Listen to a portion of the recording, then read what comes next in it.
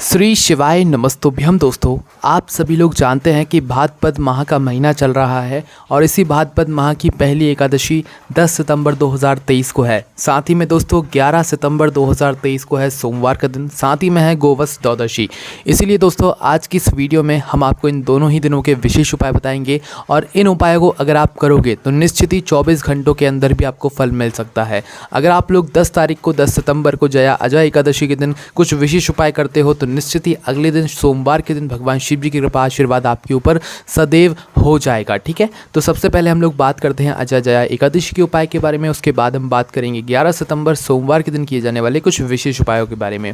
दोस्तों सबसे पहला जो हम आपको अजय या जया एकादशी का बताएंगे वो आपके रसोई घर से जुड़ा हुआ बताएंगे। दोस्तों अगर आपको ऐसा लगता है कि आपके घर में बहुत दुख और परेशानियाँ चल रही हैं और आप बिल्कुल मन से हार चुके हैं, बहुत ज़्यादा मतलब घर में दरिद्रता जैसी आ रही, दरिद्रता कहने का मतलब है कि घर में लड़ाई झगड़े बहुत हो रहे हैं, घर में शांति बिल्कुल भी नहीं बची हुई है, तो इस तरीके की अगर समस्या आ रही है किसी भी प्रकार की तो आपको यह वाला उपाय अपने घर के रसोई घर में ज़रूर करना चाहिए और यह उपाय विशेष रूप से माताओं बहनों के लिए ज़रूरी है। ठीक है, तो इस उपाय में करना आपको यह है कि आपको पता होगा कि स्वधा स्त्रोत होता है जिसके अंदर होते हैं 12 श्लोक। अब कई सारे लोगों को इसके बारे में नहीं पता होगा पर हम आपको बता दें कि स्वधा एक स्त्रोत होता है, उस स्त्रोत में 12 श्लोक होते हैं और ये स्वधा स्त्रोत जो है आप इंटरनेट पर जाकर सर्च कर सकते हैं और स्वधा स्त्रोत के 12 श्लोकों को निकाल सकते हैं। ठीक है, आपको करना मात्र ये है कि इस एकादशी के दिन मतलब 10 सितंबर 2023 को जिस दिन जया और अजय एकादशी है तो इसी दिन आप लोग प्रातःकाल या शाम के समय प्रदोष काल में अपने घर के रसोई घर में बैठकर किस स्थान पर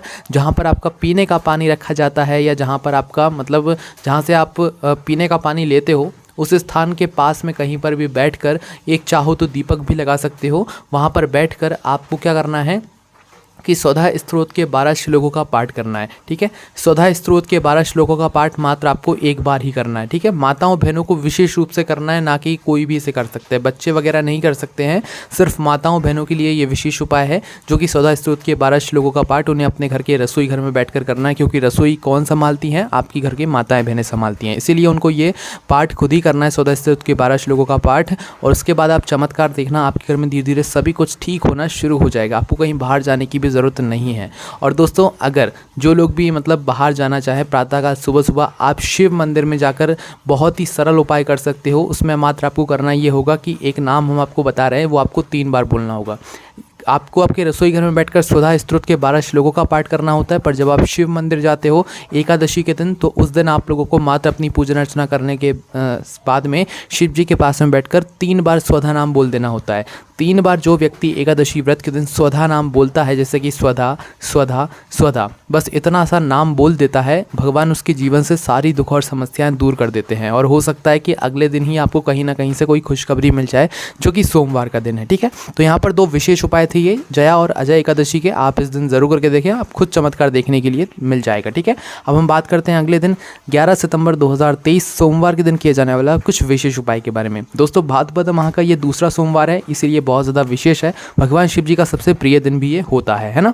तो इस दिन आप लोग 108 बिंदी वाला उपाय ज़रूर करके देखें, क्योंकि ये वो उपाय है जिससे आपकी किसी भी प्रकार की मनोकामना जो होती है वो पूर्ण होती है। ठीक है, 108 बिंदी वाले उपाय में आपको करना मात्र ये होता है कि इस उपाय में सबसे पहली चीज़ आपको एक बेलपत्री की आवश्यकता होती है, एक ऐसी बेलपत्री जिसके पीछे डूठ लगा हुआ हो, है ना, मोटा मोटा सा जो भाग होता है ना, वो वाली बेलपत्र आपको लेकर आना है। साथ ही में अपने साथ में रखना है पीला चंदन। क्या रखना है?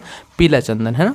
पीले चंदन के साथ में आप चाहो तो एक सीख वगैरह कुछ रख लो, क्योंकि इसी पीले चंदन से आपको बिंदी की लगाने की ज़रूरत होगी, है ना। तो आप चाहो तो एक सीख वगैरह रखकर भगवान शिव जी के मंदिर में प्रातःकाल सुबह सुबह पहुंच जाओ। वैसे उपाय शाम के समय भी कर सकते हो, पर कोशिश करना सुबह ही आप इस उपाय को करो, है ना।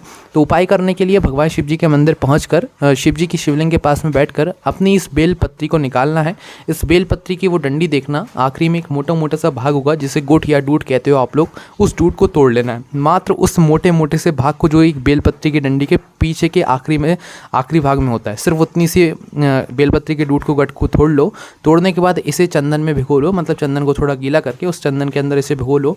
फिर इसी डूट के सहारे आपको क्या करना है कि अपनी इसी बेलपत्र के ऊपर 108 बिंदियाँ लगानी है। ठीक है, हमने आपको अभी सीख का कुछ बताया था, तो आपको सीख नहीं लेना है इसमें, आपको मात्र इसी डूट से 108 बिंदियाँ जो है अपनी इस बेलपत्र पर लगानी है। एक ही बेलपत्र पर लगानी है, तीनों पत्तियों को मिलाकर 108 बिंदियाँ लगानी है। अगर बेलपत्री में जगह कम बढ़ जाए तो एक के ऊपर एक बिंदी भी लगा सकते हो, पर कुल 108 बिंदियाँ आप लोगों को मिलाकर लगानी है, ठीक है। 108 बिंदियाँ जैसी आप लोगों की लग जाए तो आपको इस बात का ध्यान रखना है कि 108 बिंदी जो आप लगा रहे हो ना, इन 108 बिंदी को लगाते समय श्री शिवाय नमस्तुभ्यम बोलना है आपको हर बिंदी को लगाने के बाद, है ना।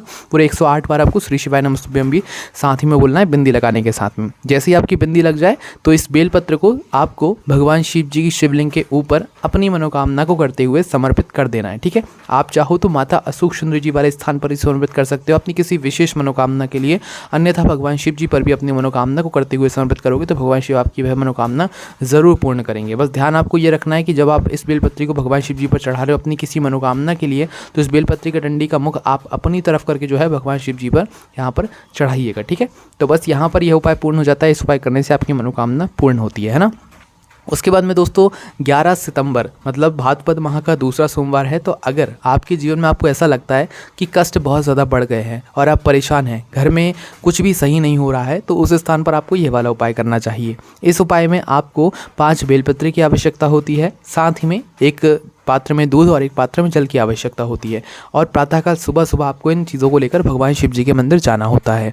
इस उपाय में करना आपको ये होता है, सबसे पहले जो 5 आप बेलपत्री लेकर गए हैं, तो इन 5 बेलपत्री पर आप चाहो तो चंदन का एक टीका लगाकर, अन्यथा बिना चंदन के ही आप लोग क्या करो कि 5 बेलपत्री को एक साथ जमा कर भगवान शिव जी पर समर्पित कर दो, है ना।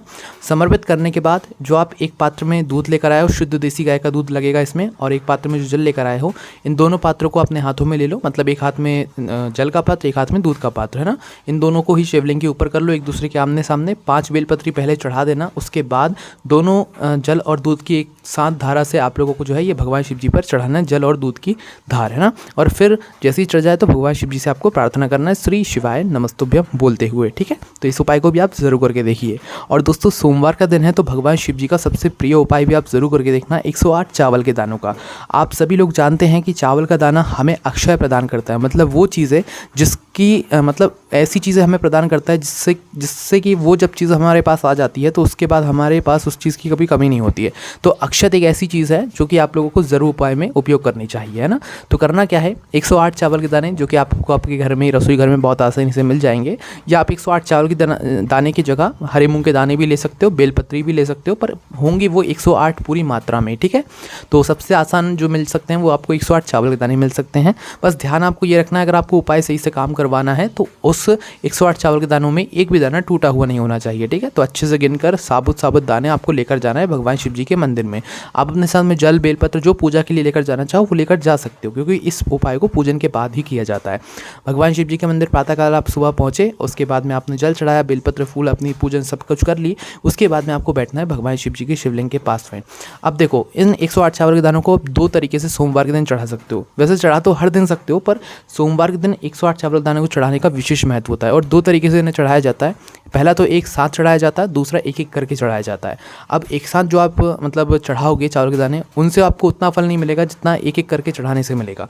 तो हम तो आपको यही बताएंगे कि आप एक एक करके श्री शिवाय नमस्तुभ्यम बोलते हुए हर एक चावल के दाने को चढ़ाओ, श्री शिवाय नमस्तुभ्यम बोलते जाओ। पूरे 108 चावल के दाने ऐसे ही करके चढ़ा दो। थोड़ा सा समय लगेगा, थोड़ा सा कष्ट होगा, पर इस उपाय को करने के बाद जो आपको भगवान शिव जी प्रदान करेंगे वो आप उसकी कल्पना भी नहीं कर सकते। नहीं भी कुछ बोलोगे ना तो भी भगवान शिव जी आपको बिना मांगे आपकी दुख और समस्या उन तक पहुँच जाएंगी, और वो आपकी दुख और समस्याओं को ज़रूर दूर कर देंगे, आपकी मनोकामना को भी वो ज़रूर पूर्ण करेंगे, ठीक है। उसके बाद में दोस्तों अगर सोमवार का दिन हो और मंदिर में आपको साफ़ सफाई करने का मौका मिल जाए तो इसको बिल्कुल हाथ से मत जाने दिया करो, क्योंकि सोमवार का दिन होता ही भगवान शिव जी का है, और भगवान शिव जी के मंदिर की जो व्यक्ति सोमवार के दिन साफ़ सफाई करता है, भगवान शिव जी उसके जीवन से सारी दुख और समस्याओं की साफ़ सफाई कर देते हैं। आप समझ रहे हो इस बात को? तो एक बार करके ज़रूर देखना, और ऐसा नहीं कि एक सोमवार कर दिया और आप लोग सोचो कि भाई हमारे जीवन से दुख और समस्या कब दूर होंगी। निरंतर आप हर सोमवार को नियम के साथ आप साफ़ सफाई करना चालू करो। आप कुछ ना भी जल चढ़ाते होगे ना, कुछ ना भी बेलपत्र चढ़ाते होगे, तो भी भगवान शिव जी की कृपा आप पर होगी, सिर्फ साफ़ सफाई करने से, और वो आपके घर जीवन से मतलब दुख और समस्याओं को दूर कर देंगे, ठीक है। तो चलिए दोस्तों अब हम बात करते हैं अगले उपाय के बारे में। दोस्तों यह उपाय बहुत ही ज़्यादा विशेष है, और इस उपाय को करने के बाद विशेष रूप से आपके घर में जो धन की समस्या होगी, पैसों का संकट होगा, वो दूर हो जाएगा, ठीक है। मतलब पैसों की आवक जो है वो अच्छे से हो जाएगी इस उपाय करने के बाद। पर उपाय सिर्फ सोमवार के दिन का ही है और शाम के समय प्रदोष काल में करने का है, ठीक है। ये उपाय है 3 दीपक वाला उपाय। अब सोमवार के दिन 5 दीपक वाला उपाय भी होता है, 3 दीपक वाला उपाय भी होता है और 1 दीपक वाला भी उपाय होता है। अब इसमें फ़र्क ये होता है कि जब आप 1 दीपक का उपाय करते हो तो उससे आपको एक ही चीज़ का फल मिलता है। जब आप 2 दीपक का उपाय करते हो तो आपको उससे 2 चीज़ों का फल मिलता है। जब आप 3 दीपक का उपाय करते हो तो उससे आपको कई सारी चीज़ों का फल मिलता है। और जब आप 5 दीपक वाला उपाय करते हो तो उससे भी आपको भगवान शिव जी की बहुत बड़ी कृपा मिलती है, ठीक है। पर इस वीडियो में हम आपको 3 दीपक का उपाय बताएंगे जिससे कि आपको 3 स्थानों पर इसमें दीपक लगाना है, जिससे कि विशेष रूप से आपके घर से धन की जो समस्या होगी वो दूर होगी, ठीक है। तो करना क्या है, शाम के समय प्रदोष काल में सोमवार के दिन आपको 3 दीपक तैयार करने हैं। कितने दीपक तैयार करने हैं? 3, है ना। 3 आटे के दीपक तैयार करने हैं, गोल बाती रखना है, शुद्ध देसी गाय का घी आपको उनमें डालना है, ठीक है। अपने घर से 3 दीपक तैयार करके लेकर निकलना है, ठीक है। पहला दीपक आप लोग कहाँ पर जाकर लगाओगे? भगवान शिव जी के मंदिर में जाकर लगाओगे। देखो यहाँ पर आप अलग अलग जगहों पर दीपक लगा सकते हो।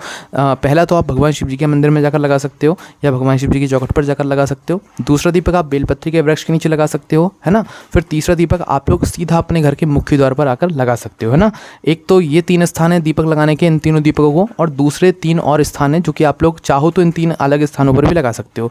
जो अगले 3 स्थान है वो ये हैं कि आप चाहो तो पहला दीपक बेलपत्री के वृक्ष के नीचे लगा सकते हो, दूसरा दीपक आंवले के वृक्ष के नीचे लगा सकते हो, तीसरा दीपक पीपल के वृक्ष के नीचे लगा सकते हो, ठीक है। पर पहला जो दीपक आप लोग लगाओगे वो बेलपत्री के वृक्ष के नीचे ही लगाना है, दूसरा आप चाहो तो पीपल के नीचे लगा लो, चाहे तीसरा चाहो तो आंवले के वृक्ष के नीचे लगा लो, ठीक है। तो आप चाहो तो पहले क्रम से 3 दीपक लगा लो, चाहो तो दूसरे क्रम से 3 दीपक लगा लो, आपकी मर्जी है, जैसे आप लगाओ आपको फल ज़रूर मिलेगा, ठीक है। तो ये वो सारे उपाय थे जो कि आप लोग इन 2 दिन विशेष दिनों पर करके देखो। हम आपको वो उपाय निकाल कर लाते हैं जिससे आपको फ़ायदा ज़रूर हो, और विशेष दिनों पर वो उपाय लाते हैं तो आप करके ज़रूर देखिए। कोई भी आपको समस्या आती है हमसे कमेंट करके पूछ सकते हैं। और ज़्यादा जानने के लिए आप हमारी वेबसाइट भोलेनाथभक्ति.com का भी सहारा ले सकते हैं, वहाँ पर आपको सारे उपाय अच्छे से जानने के लिए मिल जाएंगे। ओम नमः शिवाय, जय भोले बाबा, श्री शिवाय, नमस्तुभ्यम।